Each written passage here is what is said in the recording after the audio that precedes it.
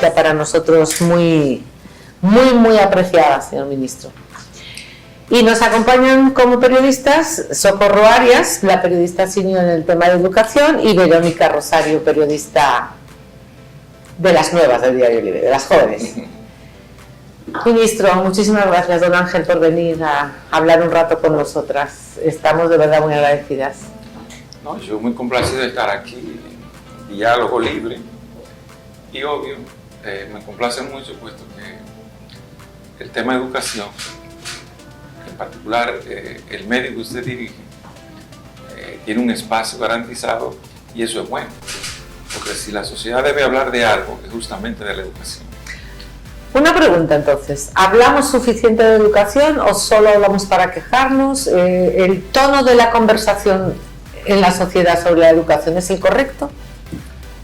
Yo diría que debería haber más espacio que hablen sobre el tema de educación, puesto que en definitiva lo que impacta en el desarrollo social, económico, político de la sociedad dominicana es precisamente garantizar que la educación sea de calidad y sea buena. Por lo tanto, todo lo que se hable sobre el sector siempre será positivo. A veces, mucha gente se irrita cuando publican, por ejemplo, una foto de una escuela destartalada, y yo digo que eso es lo que justifica que yo diga que la inversión ha sido perdida. Puesto que al día de hoy, después de 9 años de invertirse tanto dinero en el sector, el que haya escuelas en esas condiciones no tiene justificación. Usted se refiere desde que empezó el 4%. Exactamente. 9 años. 9 años que yo entiendo que mucho dinero se ha destinado a fines impropios. Cuando digo fines impropios es cualquier otra cosa. Si comienza una escuela y tiene 10 años parada, no tiene sentido. Hay escuelas que tienen 8 años, 7 años, 9 años paralizadas, y eso no tiene explicación. Entonces yo pienso que muchas cosas se han hecho, pero no siempre con la responsabilidad debida. Gracias. Socorro. Bueno, ministro, yo tengo una serie de temas que quiero tratar con usted, y quiero iniciar con algo que preocupa mucho, ya que el año escolar hace un mes que inició, y es los libros de texto de secundaria que están licitados, pero que tienen una situación ahí. Vimos que se autorizó a que se utilicen las clases grabadas por televisión que se hicieron para la pandemia, que es un buen sustento, un buen documento para los estudiantes. ¿Qué va a pasar con esa licitación de esos libros de texto de secundaria? Bueno, es un tema en realidad complicado. La compra y contrataciones del Estado hizo lo que ellos llaman la debida diligencia, y observaron que muchas de las empresas que licitaron no habla de colusión, habla de indicio de colusión, que es una figura muy sutil, pero que indica que algo no está bien. Y entonces el ministerio también por su lado ha hecho algunas investigaciones con los libros. Por ejemplo, nosotros hicimos que a todos esos libros fueran sometidos a una plataforma que se llama Turnitin, que es de idoneidad para verificar la autenticidad de la autoría de los libros. Y ese es un proceso que está en camino. Cuando haya un informe, yo puedo más o menos decir si esos libros tienen o no el porcentaje debido de autoría propia para considerar que sean libros de autores. Entonces estamos haciendo esas averiguaciones para tener la certeza de que la inversión realizada por el Estado Dominicano es la correcta. Esos son los libros que se atribuían a un señor Primitivo Santos. Bueno, ese señor es uno de los que participó en la compañía y aparece también como autor de uno de esos libros, que eso fue lo que me llamó mucha curiosidad, puesto que antes de yo llegar al puesto de ministro había leído en la prensa que era un chofer de vehículos. Entonces, siendo chofer, me parecía que era un poco extraño que también fuera autor de un libro de texto. Entonces por eso yo me puse a verificar el tema de la autenticidad de los libros. Esa herramienta Turnitin. Es como un detector de plagio. Exactamente. Es un software que lo utilizamos mucho en las universidades para ver si las tesis no son plagiadas. No son plagiadas. Y eso está en proceso todavía. Está en proceso. Es un proceso largo, es complicado. Bueno, lo que pasa es que la cantidad de materiales es mucho y hay que tener la certeza realmente sobre cada uno de ellos. Ya. Y eso va a ser con todas las editoras que Con participaron, todas las editoras, no solamente con las que con todas, porque no es justo hacerlo con una y no con otra. La equidad dice que hay que hacerlo con todas. Entonces es un trabajo que está en proceso y cuando tengo un informe, pues yo lo publico a mí, yo no tengo problema en publicarlo. Bien, y en ese mismo orden, ministro, los libros de los otros niveles que fueron entregados el pasado año, a partir del 18 de febrero en las escuelas públicas, hay unos que son reusables. Sí. ¿Tiene el MINER en almacén para suplir eso?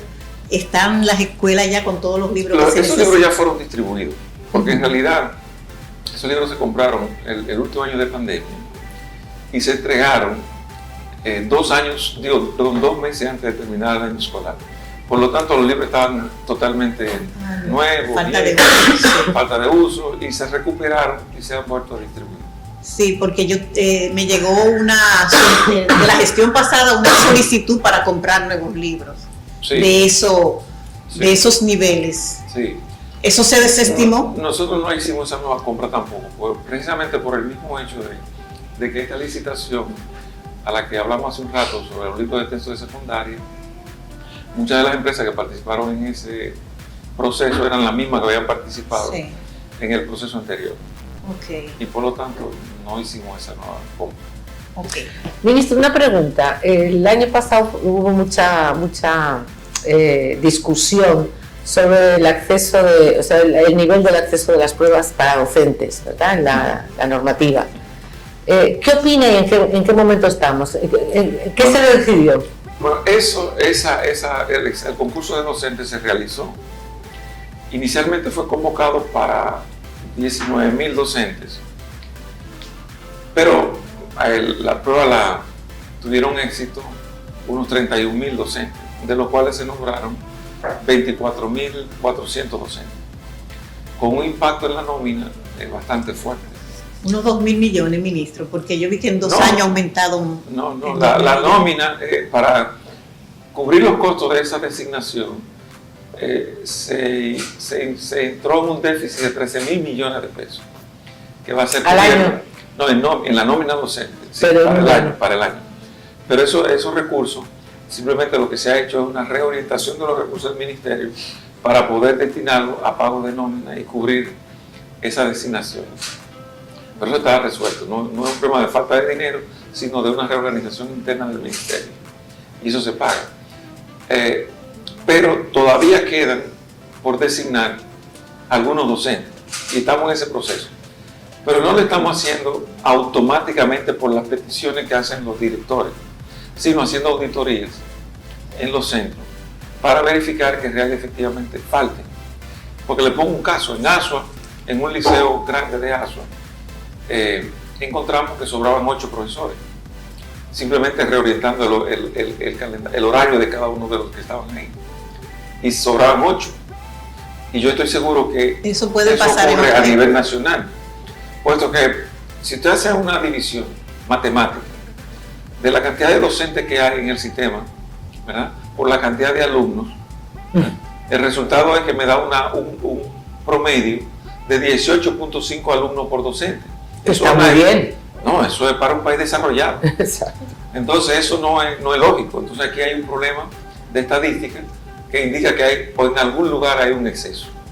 Y hay que procurar ver qué es lo que está pasando. Se va a auditar la nómina de los docentes, claro, porque nos ha llegado información de que hay docentes que viven fuera del país. Muchísimo. Y cobran. Muchos se hacen enfermos, hay muchos problemas. Y eso lo vamos a buscar uno a uno. Sí. Y ministro, en ese mismo orden, 24,000 docentes, 24,400 se nombraron y todavía hacen falta maestros. Yo no entiendo esa suma matemática. Usted no la entiende tampoco. No, por eso yo estoy procurando entenderlo y vamos a hacer la auditoría por eso mismo. ¿Y la ADP ayuda en eso o protesta? Bueno, usted sabe que la ADP es un sindicato y como tal, como sindicato trata de lograr los mayores beneficios. Sí.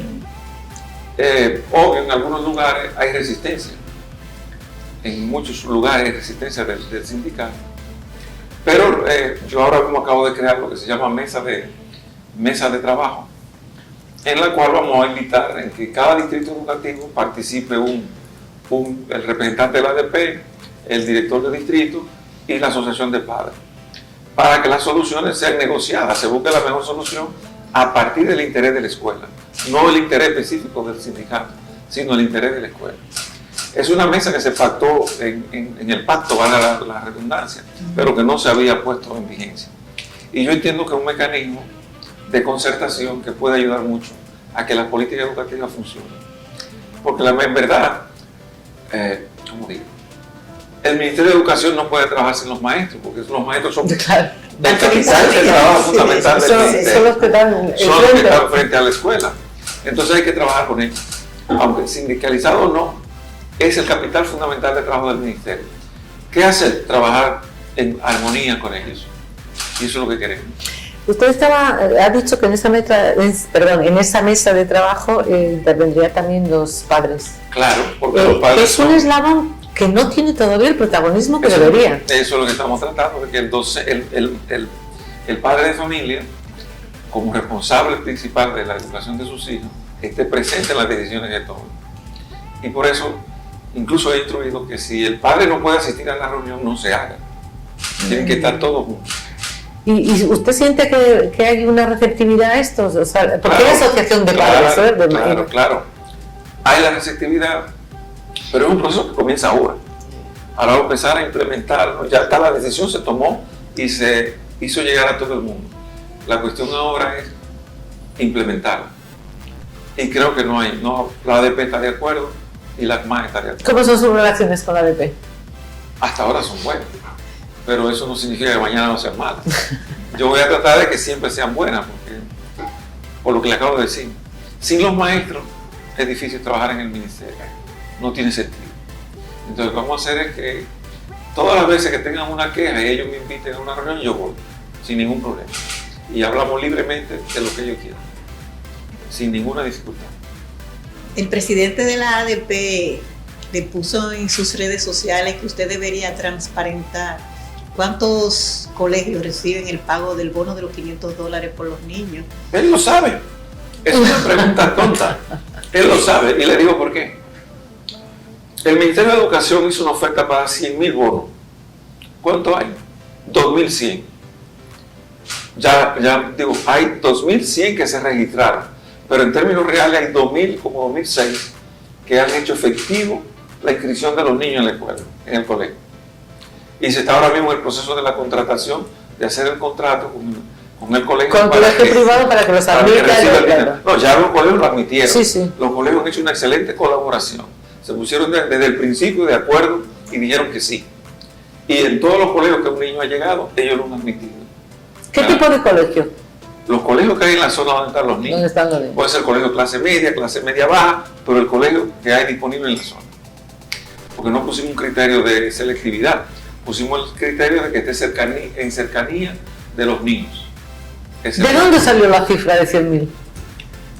Bueno, ¿De 100.000 o de 300? Era 300.000 que decía. Ocurre que con la pandemia muchos colegios cerraron. Y la matrícula que reunía en esos colegios era cercana a 271.000. En la estadística del ministerio da 271.000. Pero ¿qué hizo el ministerio? El ministerio no solamente, porque el ministerio ha estado inaugurando instalaciones escolares, alquilamos instalaciones y readecuamos espacios. Por lo tanto, la cantidad de público en realidad fue admitida en las escuelas públicas. ¿Qué significa eso también? Hay escuelas que están muy abarrotadas de niños, y es verdad. Hay sectores donde hay escuelas que tienen 40 niños por aula, que es un exceso. Pero era mejor que los niños estén en la escuela que estén fuera. En la calle. Exactamente. Entonces, una decisión, digamos, de tipo social que se adoptó para garantizar que nadie quede fuera de las escuelas. ¿Cuál es el balance que usted hace en los aprendizajes de la pandemia? O sea, Sé que hay un déficit, realmente. El déficit no es solamente por la pandemia, el déficit viene de antes. Acumulado. Es un déficit acumulado, agravado por la pandemia. Lo que hay que sincerizar, que el ministerio tiene que tener una política orientada al aprendizaje. Hasta ahora, la gente tiende a esconder la realidad. La gente tiende a decir, yo soy un exitoso, yo logré tal cosa. Y a veces es falso. Los datos lo que indican es que en el sistema educativo hay un déficit de aprendizaje, que a los 6 años de escolaridad ya tienen 3 años de déficit. hay, Entonces lo que hay que resolver es eso con sinceridad. Y lograr que la gente se enfoque en lo que es importante, que es el aprendizaje de los niños. en otros países se habla de la inflación en las calificaciones de estos 2 también años. ocurre. Claro. ¿Eso es de la pandemia o viene de antes? No, eso viene de antes. Pero aquí, por ejemplo, la prueba nacional. Los niños van a la prueba nacional y nadie se quema. Todo el mundo tiene éxito. Y eso ¿Por qué? estadísticamente es imposible. ¿Por qué? Aunque con notas muy... Porque todo va con una nota que le hacen un colchón Sí. muy grande. Y entonces luego la prueba nacional, el impacto es mínimo en lo que debería ser. O sea, que las pruebas nacionales no miden realmente la... Eso hace mucho La que no se ha sí. eliminado.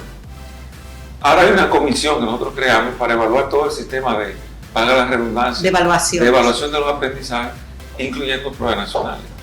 Y hay una comisión que está trabajando muy seriamente en eso, para hacer una nueva normativa que realmente efectivamente sea más adecuada. Yo le pongo un solo caso. En una reunión, un dirigente de ADP me dijo, mire, profesor, para llenar el registro escolar del año, un docente tiene que hacer 85,000 operaciones. Digo, ¿cómo? 85,000 operaciones. De los datos que tienen que registrar todos los días. Sí, Y bueno, es un absurdo. El tiempo se le va en eso. sí. Entonces no tiene tiempo para enseñar, para tener lo que tiene, para hacer lo que tiene que hacer, que es enseñar. Entonces ahí son cosas que hay que ir resolviendo, pero hay que irlo haciendo con sistematicidad. Este año se hicieron evaluaciones para tercero y sexto.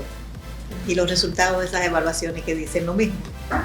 ¿Pruebas nacionales? No. Evaluación. Aparte de son evaluaciones diagnósticas que el ministerio hace. Ah, sí. Sí. Pero va en algún sentido. Lo que pasa es que no hay. Porque mira, el primer problema, un solo problema: promoción automática. Eso es un ¿Qué problema, ocurre? ministro. ¿Qué ocurre? Los niños van de primero a segundo, pero nadie se preocupa por saber si aprendieron, porque van a pasar. Y lo que menos se preocupa muchas veces son los docentes. por Sí, porque como lo tienen que promover automáticamente, no hacen el mayor esfuerzo para que aprendan. Correctamente. Y luego sigue segundo y tercero. Y pasa igual. Sí. Nadie se preocupa por saber si aprendieron. Y llegan al cuarto y el niño no sabe nada. Sí. Ahí es el problema. ¿En qué momento se cambió el sistema de enseñar a leer? Bueno, A lo mejor es una pregunta rara o está mal formulada. no está bien formulada. Sí. Y yo le voy a decir por qué. Ocurre que con la reforma del año 95, aquí se asumió el método global. Dice la teoría de que lo importante era la comunicación, que la gente supiera que la gente se comunicara. ¿Pero qué significa que la gente se comunique? Eso puede ser muchas cosas. Entonces empezó un currículum, a enseñar en un currículum, en donde no había una preocupación por la ortografía, por la caligrafía, por todos esos aspectos que eran propios del aprendizaje de la lengua. Y entonces ya los niños no había preocupación de que aprendieran la A, B, C, D. La M con la A. El libro poquito, exactamente. Completar. Con el que todos nosotros aprendimos. Entonces, la gente se fue despreocupando. Y hoy, los niños no tienen esa experiencia. No le han enseñado bien a escribir y menos a leer. Entonces, ahí está el problema. Eso Entonces, hay que reversible. reformularlo, hay que volver de nuevo a un aprendizaje alfabético. Que los niños reales efectivamente aprendan lo básico y obvio introducir la caligrafía como un ejercicio rutinario en las escuelas, igual que la gramática. Los niños escriben de cualquier modo, pero no hay preocupación por poner un acento adecuado, no hay preocupación por poner una coma adecuada en el lugar correcto. Y el resultado ha sido que la lengua se ha deteriorado mucho. Y escriben con modismos, que lo que es, ese tipo de cosas. Porque no hay una eso ya no es reversible en un montón de promociones. O sea, es cogerlos los de abajo y empezar. Por eso que la insistencia mía es volver a los 4 primeros grados, que es donde realmente hay que consolidar el aprendizaje. Yo digo que, y eso fue el primer mensaje que yo he dicho, que a los niños hay que enseñarles a leer y escribir bien. Esa es la preocupación central. Y todo el esfuerzo que se va a hacer en los próximos años, al menos cuando yo esté ahí, va a hacer que todos los recursos del ministerio se concentren en esos primeros 4 grados de primaria. Todo lo que tiene que ver con dotación de recursos de aprendizaje, todo lo que tiene que ver con formación de docentes, todo lo que tiene que ver con acondicionamiento de los espacios, va a ir orientado hacia esos niveles, hacia esos grados, para lograr que ahí se reduzca el déficit de aprendizaje que se tiene. Ahora mismo vamos a lanzar una estrategia que se llama alfabetización en tiempo oportuno, que es precisamente para llevar la preocupación de los docentes a que los niños tienen que leer y escribir bien en esos primeros 4 grados. Usted habla de una auditoría a la nómina, de una auditoría a los libros, o sea, digitales que han tenido tanto. ¿Hay más auditorías en marcha, más estudios? Por ejemplo, la de la policía escolar, que también me dicen que es supernumeraria. Pero no suficiente. Lo que pasa, hay ministro, 1.200 policías escolares. ¿Cuánto? 1.200 policías escolares. No, son como policías reales. Sí, porque los llaman policías, auxiliares de policía, los que son consejeros, seguridad en una escuela, que no es lo mismo. No tienen entrenamiento, no tienen nada. En realidad son 1.200 policías que están designados. Pero esa nómina está muy abultada para ver solamente 1.200 policías. No, los policías escolares son eso. Hay otro tipo de auxiliares que, pero no son policías. Ministro, ¿el problema de la violencia en las escuelas es serio o es anecdótico? Es un tema social que viene mucho de las pandillas que se han desarrollado en muchos contextos. Y obvio, tiene mucho que ver con la responsabilidad de la familia con la educación de los hijos. Hay muchas familias que no son familias, digamos, normales, que el padre y la madre tienen, aunque trabajan, pero dejan a los niños en la casa solos, y eso realmente es disfuncional por todos lados. Pero ¿los episodios violentos dentro de los recintos son frecuentes o es más leyenda urbana? Hay violencia en las escuelas, pero no tanta como la gente cree. Hay muchos sectores, que son conflictivos por naturaleza, y en esos sectores hay más. Sí. Y los conflictos que se dan fuera se llevan dentro de la escuela. Centro, exactamente. ¿No ha contemplado el ministerio alguna resolución que impida que los niños lleven al aula los celulares, por ejemplo? No. Sí, eso no que no lo lleven a la escuela. Por ejemplo, mi hijo estudia en un politécnico y la profesora puso un anaquel donde tenían que dejar los dispositivos, porque eso también es una distracción. Y aparte de eso, se graban bailando y haciendo una serie de diabluras que no debería ser dentro del recinto escolar. Bueno, ese tipo de diabluras lo hacen en cualquier sitio, pero a veces hay algunos que son más osados y lo hacen en la escuela. Sí, exacto. Y son tan imprudentes que se graban y tan inconscientes que lo suben. Ya el problema de que ahí faltan algunas orientaciones básicas en la familia. Sí, el problema comienza por ahí realmente. Correctamente. Ministro. Esa es la verdad. Bueno, ¿y la auditoría de la nómina le han entregado ya el informe? Todavía. Pero esa auditoría de la nómina fue a nivel central. Faltan la de los distritos y no fue a la nómina, fue a los empleados. Fue a los empleados. Auditoría de empleados. De ver si estaban los que son y son los que están. ¿No? Exactamente, porque en el Ministerio de Educación trabajan en la central 7.000 personas. No caben ahí, ministro. Esa es la explicación. Yo busco dónde están y no lo encuentro. ¿Dónde están las sillas para 7.000? Entonces, justamente el MAC, una de las cosas que hizo fue justamente hacer eso. Ir oficina por oficina con la nómina de la oficina a verificar si la persona estaba ahí, qué función hacía, cuál era su escritorio, cuál era su computadora, un detalle que son básicos para que realmente la gente sepa que está ahí. Ese informe yo no lo tengo todavía, pero lo estoy esperando porque yo encontré muchas nóminas o mucho personal designado con salario bueno, yo diría un salario bueno de más de 100,000 pesos, pero no estaban en el ministerio. Entonces, por esa razón yo pedí que se hiciera esa auditoría. Bueno, yo solicité a los niveles que corresponden que se hiciera esa auditoría.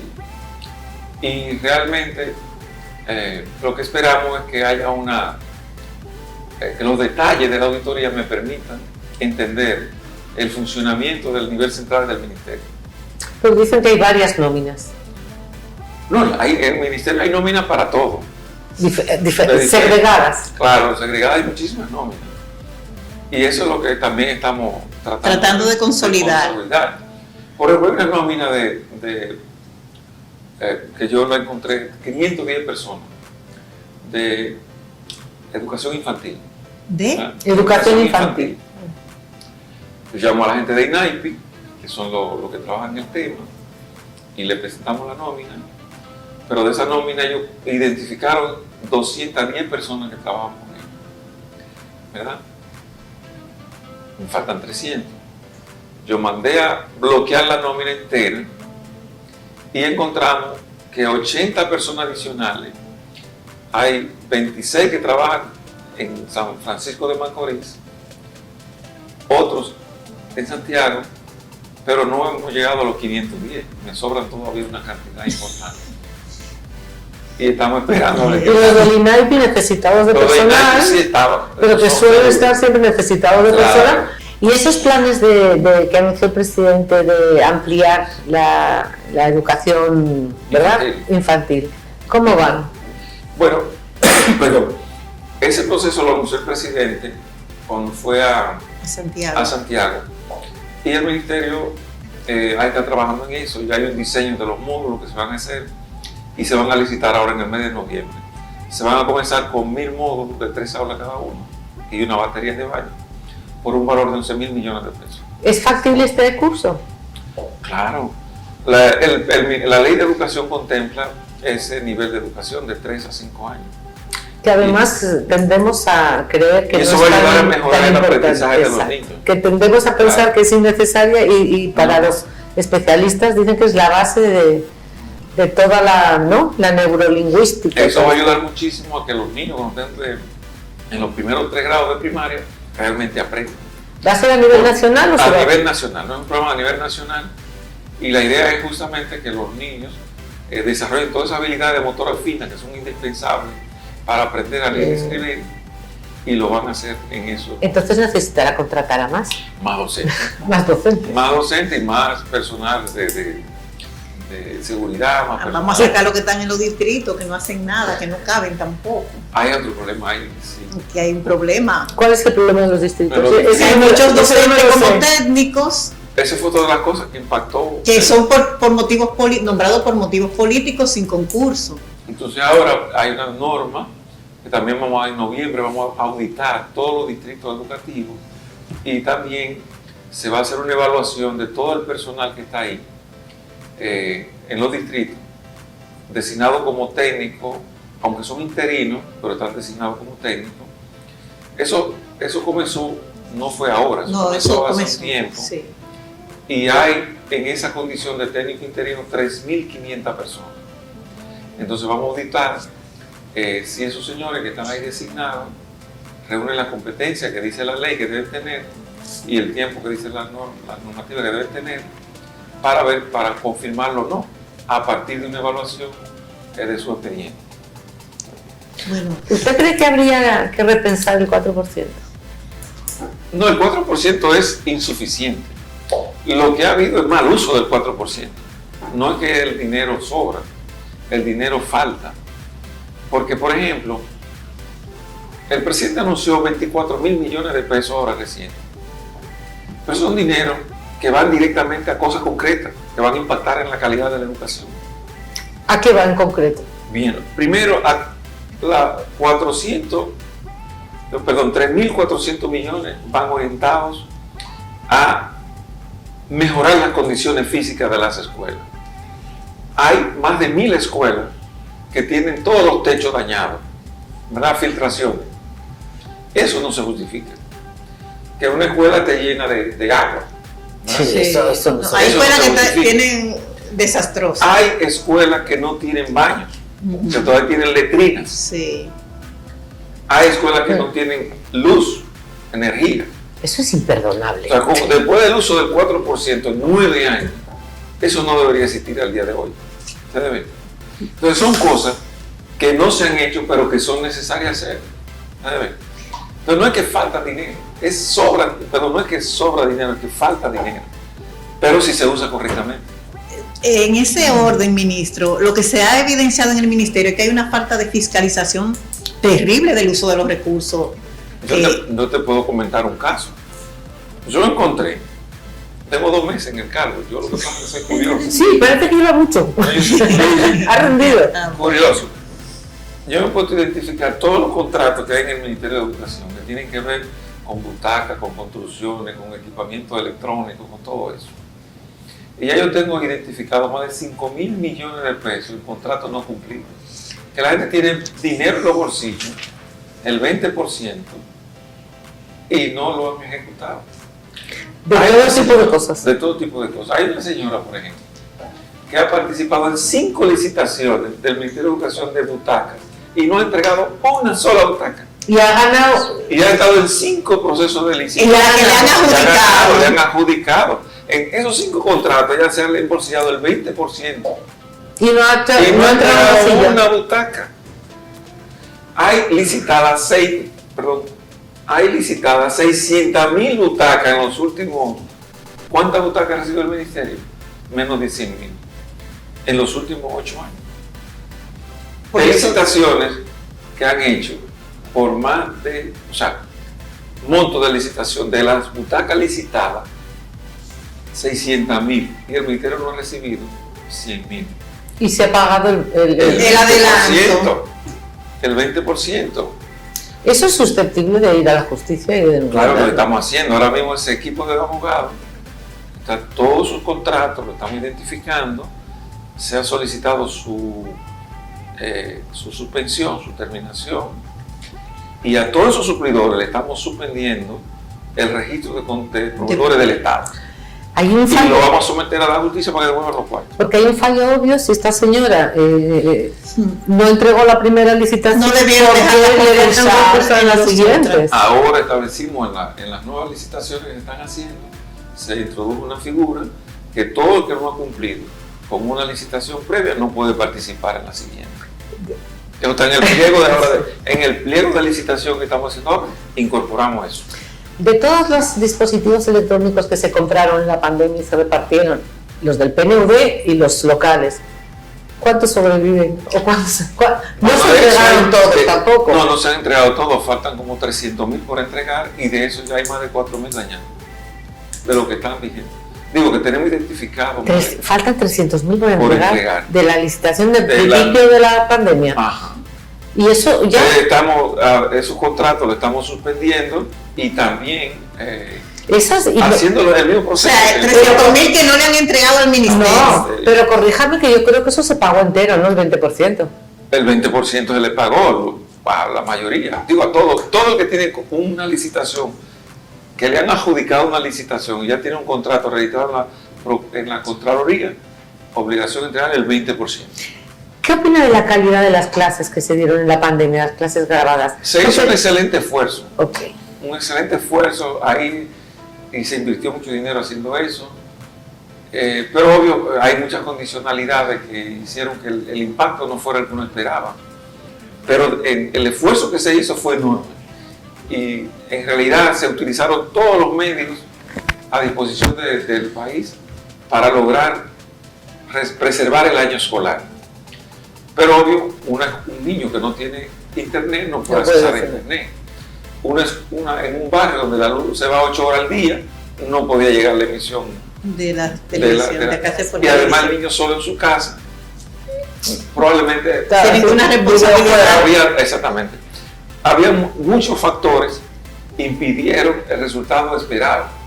pero sin duda alguna fue un buen ejemplo de lo que se pudo hacer y se puso mucho interés en hacerlo bien. De todo lo que se compró al PNV, que había que comprarlo, lo compraron fuera, ¿eso llegó? Sí, lo del PNV se entregó todo. Todo. Sí, a un costo grande y un beneficio importante también para el PNV.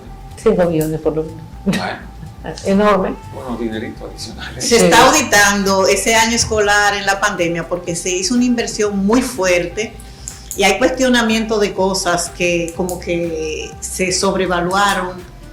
Bueno, cuando yo llegué al puesto, lo usual es pedir una auditoría total al periodo completo. Pero ya había en curso una auditoría que estaba haciendo la Contraloría de la gestión anterior, del 2020 hacia atrás.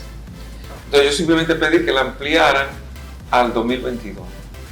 Y eso lo están haciendo. Pero es una rutina, porque eso es rutinario, y también el profesor Fulcar lo pidió, que se hiciera una auditoría de su gestión. A la Cámara de Cuentas, no a Contraloría. Pues yo lo pedí a la Contraloría. Sí, pero Fulcar la pidió a la Cámara de Cuentas. Sí, porque... pero yo lo pedí a la Contraloría, para que se haga una auditoría. Yo tal vez por mi inexperiencia, yo no sabía a quién pedir y la pedí. No. Qué bueno que se la pidió a la Contraloría. Yo confío más en la Contraloría que en la Cámara de Cuentas. Además hace dos. Sí. Todos. Además hay dos diferentes. Sí, son organismos diferentes y yo la pedí ahí. Mire, ministro, usted mencionaba... Porque también yo espero que pidan con la que yo haga. Sí. Yo creo que si yo duro un mes, 2, 3, 4, lo que sea, el que me continúe tiene que pedir una auditoría de lo que yo hice. Si él no la pide, yo la pido. No, claro. Y sería bueno que la pida usted y se la lleve, o sea, para que usted vea los porque eso es necesario para la transparencia. Claro, eso es excelente. Mire, ministro, se van a destinar 3.400 millones para reparación de escuelas. Sí. Pero el año pasado también se destinó una partida similar para eso. Tengo la información de que varias escuelas fueron intervenidas para corregirle filtraciones, los baños y una serie de problemas que tenían y que solo se le pasó una mano de pintura.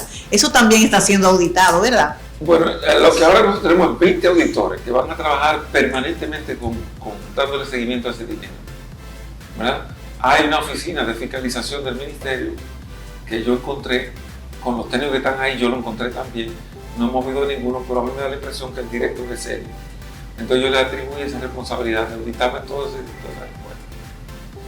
De los fondos que van a cada sitio van a auditar permanentemente. Como lo que se van a destinar a los centros educativos y a la Junta de Distrito. Todo va a ser auditado a partir de ahora. Todo será auditado, porque en definitiva el dinero tiene que rendir y usarse en lo que se definió que debe usarse. Porque no es solamente eso, se destinaron 816 millones para el programa para los docentes nuevos que se formaron. Sí. Durante un año van a recibir entrenamiento, pero tiene un costo. Y se designó a Liz Fodoso como responsable de ese programa. Pero tienen que rendir cuenta, ¿verdad? De eso, auditarlo con 18 universidades más que se van a contratar. Antes se hacía con una universidad extranjera, yo prefería hacerlo con una universidad nacional para fortalecerla también. Claro, y una universidad del gobierno, que es Liz Fodoso.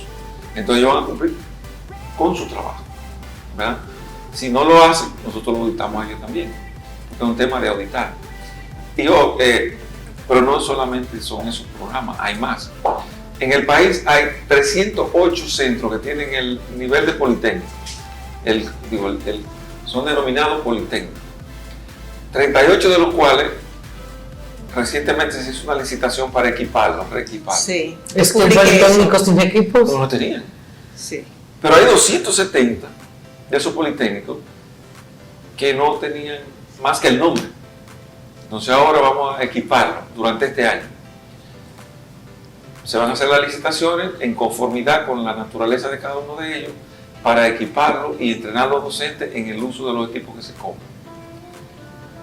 Eso no va a tener impacto, digamos yo, este año, porque en el proceso de licitación se tarda un tiempo. Se tarda. No, eso vendrá a entrar en mayo, el año escolar casi terminando. Pero para el año siguiente sí vamos a tener verdaderos politécnicos. Los 305 van a ser verdaderos politécnicos.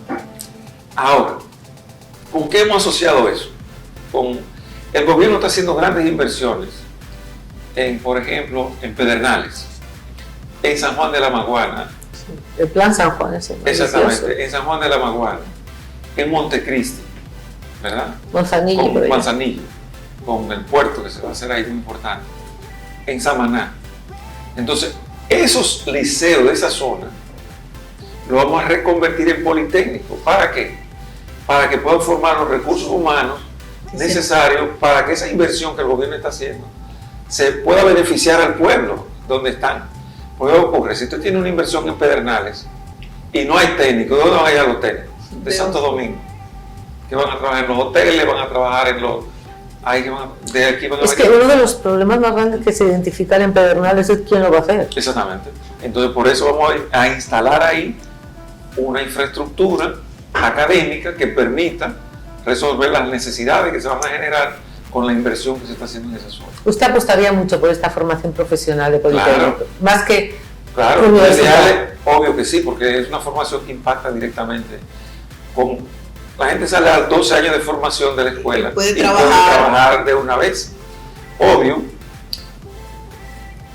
la formación técnica es lo que permite que los países se desarrollen. Porque la gente va a trabajar rápidamente y lo va a hacer bien.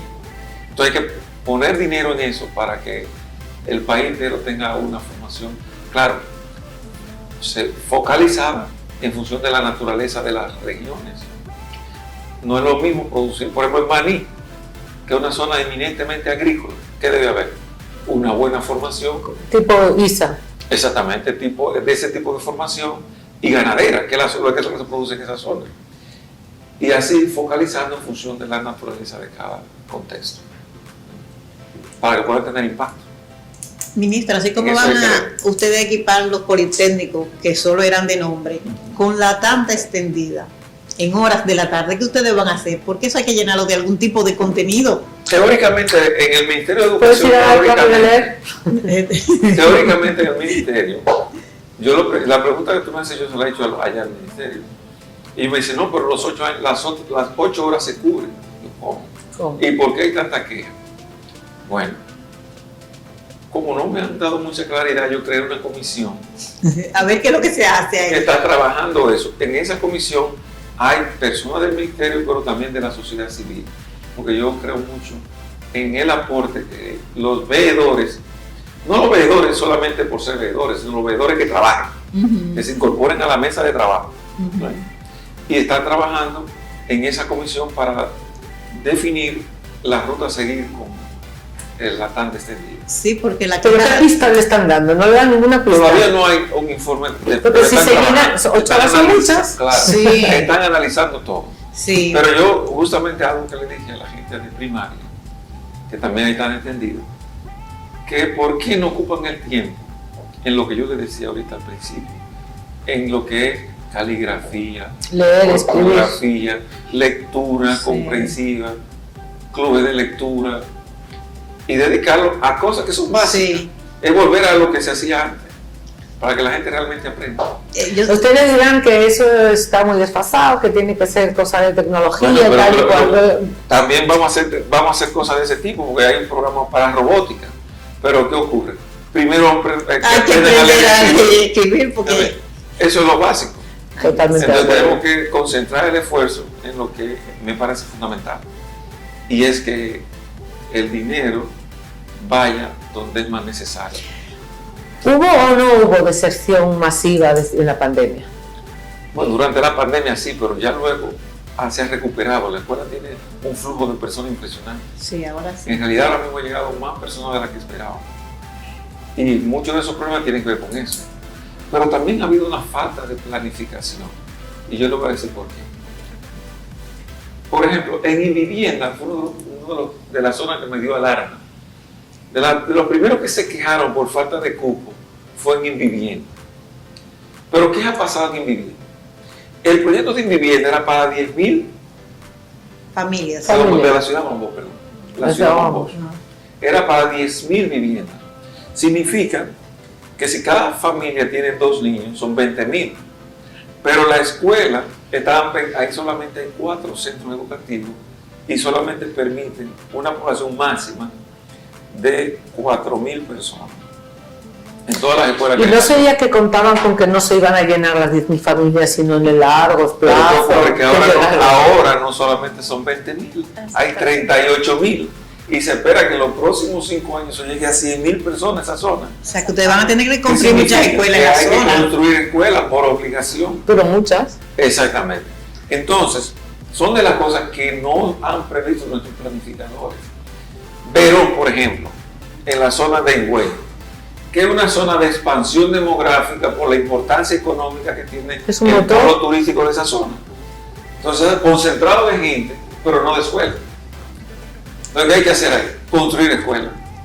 Y habrá provincias que están perdiendo población. Obvio que sí. Entonces hay escuelas, sobran escuelas y sobran profesores, ¿o no? Hay cantidad de escuelas prácticamente vacías. En la frontera, por ejemplo. En la frontera, en muchos pueblos. En muchos pueblos. Que tienen Y su hay- personal asignado. O sea, Claro, que ese profesor se puede mover. Obvio que sí. Obvio. Esas son de las cosas que hay que ajustar. Sí. Porque hay que hacer un equilibrio. ¿Verdad?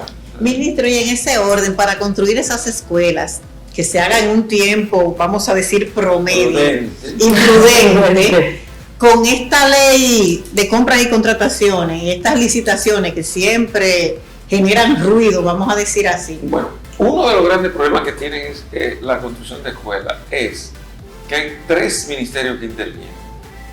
El Ministerio de Educación, El de Obras Públicas. el de Obras Públicas y el de Vivienda. Pero para Obras Públicas ni para Vivienda eso es una prioridad. Para nosotros sí. Para Educación es una prioridad que las escuelas estén funcionando. Entonces, ¿qué estamos tratando ahora? De volver a lo que se hacía antes. Que sea el Ministerio de Educación el responsable de construir sus propias escuelas. Había una división de infraestructura escolar en el ministerio que funcionaba no con la agilidad necesaria, pero había menos quejas. Ya. Entonces vamos a tratar de que eso se resuelva. Y, perdón, dicho sea de paso, la queja de ahora no es obra pública culpable, ni tampoco Vivienda. vivienda. Es un problema legal con los ingenieros que tienen a cargo esa construcción. Son obras que están detenidas desde hace 3, 4, 5, 8 años. Desde que el programa ese de construcción masiva que comenzó el gobierno de Danilo, Sí. hasta el día de hoy, esas obras han estado detenidas por cantidad de dificultades. Muchas se asignaron a ingenieros que no tenían capacidad para hacerlo por su inexperiencia, pero ocurre que ese ingeniero recibió un dinero de base Sí. y no pudo continuar y paralizaron las obras. Al paralizarse las obras y volver ahora a retomarlas, hay un contrato con el señor de hace 8 5 años. años, 3 años, 4 años. Y si ese no puede seguir, hay que ir al segundo porque fue un sorteo, Sí. ¿verdad? Que se hizo. Y a lo mejor ni está Y ya. si ese sorteo no aparece el segundo, hay un tercero. Es decir, que realmente es una tragedia terminar con ese tema de esas aulas, ¿verdad? Hay una escuela, disculpa, mire, hay una escuela en Sabana Grande de Boyá que yo fui, que funciona en el local de lo que era una discoteca. Y detrás está la escuela que le iniciaron hace 12 años. Y la gente, ellos me llamaron este año otra vez estamos aquí ellos le dicen la disco escuela. Y mire, de esa escuelita hay 2 niñas que son estudiantes meritorias. Pero mire, ministro, eso da pena. Da pena en la condición en que opera esa escuelita ahí. Y me dicen que esa ¿Tú escuela... lo que hacen por la noche? Mira. Recogen los pupitres. No, Hay porque escuela. era una discoteca, Ah. ya no funciona. Hay escuelas. Para mí son escuelas igual, que operan en enramadas. Sí. Porque yo entiendo que una escuela es un En lugar el donde, Ceiba había Eso una. sí, el donde ágora. una gente se reúne a aprender y a enseñar y a aprender. Cualquier espacio que reúne esa cualidad es una escuela, ¿verdad? De hecho, Platón enseñaba al aire libre. Sí. Y El nadie ágora, puede el ágora. dudar de la calidad de la enseñanza de Platón. Entonces, el problema no es la infraestructura, es que al menos la inversión que se ha hecho en ese tema tenga resultados. Y obvio, hay escuelas de esas que se han construido, porque ese es otro tema. Ayer lo estábamos hablando en Puerto Plata, en un seminario sobre Las fallas la- que tiene. Sí, sobre sismología y su impacto en las escuelas. Ocurre que el Ministerio de Educación y Obras Públicas, todo el mundo, hacen un diseño de escuela. Y ese diseño tiene un cálculo estructural, tiene una cantidad de cosas. A todo el mundo igual. Y entonces lo hacen en cualquier sitio igual. Resultado, no es lo mismo construir en una zona como tiene Santo Domingo, abajo en la zona del malecón, que es pura roca, que construir en Arroyo, aquí en las praderas, Sí. que es lodo. No es lo mismo. Entonces se construye la misma escuela en los dos sitios. Allí resiste, pero aquí se derrumba. Entonces, hay cantidad de escuelas esas que se han construido en los últimos años, cuyas columnas Están agrietadas. están totalmente agrietadas. Entonces hay que volver a un tema de seguridad en las edificaciones escolares.